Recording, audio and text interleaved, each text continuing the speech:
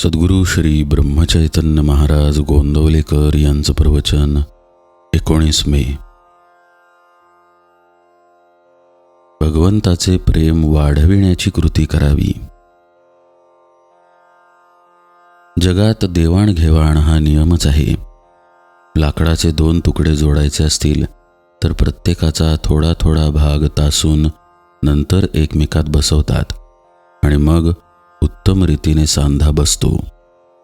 त्याप्रमाणे प्रत्येक माणसाने आपापले दोष जर थोडे थोडे तासून टाकले तर परस्पर प्रेमाचा सांधा खात्रीने उत्तम बसेल.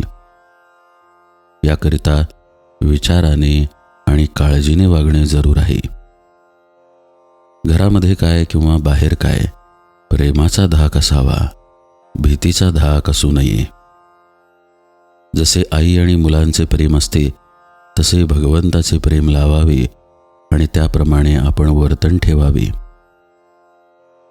असा नियम आहे की ज्याला आत बाहेर भगवंताचे प्रेम आले तो भजनामध्ये नाचत असताना त्याचा स्पर्श दुसऱ्याला झाला की तोही भगवंताच्या प्रेमाने नाचू लागतो. वाणीमध्ये सर्व चांगले गुण येतात. पुस्तके वाचून किंवा नुसत्या बुद्धीने जगाची अशाश्वतता केव्हाही कळणार नाही. भगवंताचे प्रेम वाढले की ती आपोआप कळू लागते.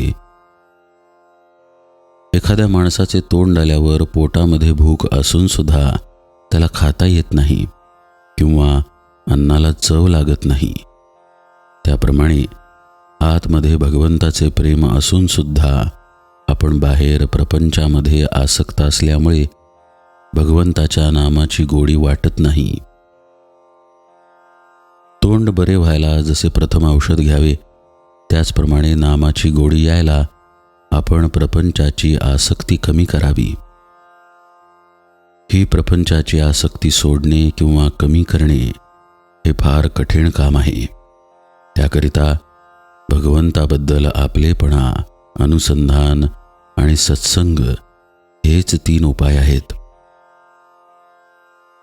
भगवंत हा बहुरूपी आणि अनंत ठिकाणी नटणारा असा आहे, म्हणून त्याच्या प्राप्तीसाठी अनंत साधने असली पाहिजेत. ज्याच्या त्याच्या मनोरचनेप्रमाणे जो तो आपले साधन करील, पण या सर्व साधनांमध्ये भगवंताचे प्रेम हे सर्वसामान्य असले पाहिजे. भगवंताचे प्रेम हे कोणत्याही साधनाचा प्राण आहे. ते प्रेम मागण्यासाठी रोज भगवंताची प्रार्थना करावी. ज्याला भगवंताचे प्रेम येईल तो सृष्टीकडे कौतुकाने पाहिल.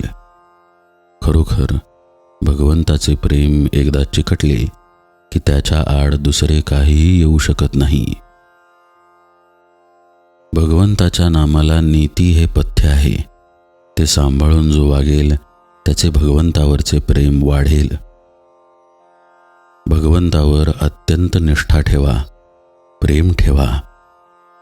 भगवंत हा कष्टसाध्य नसून सुलभ साध्य आहे. जो हीनाहून हीन आणि अडाण्यातला अडाणी आहे त्याला सुद्धा मिळणारा असा भगवंत आहे. ज्याला भगवंताचे प्रेम यावे असे वाटते त्याने नाम घेणे हाच एक मार्ग आहे.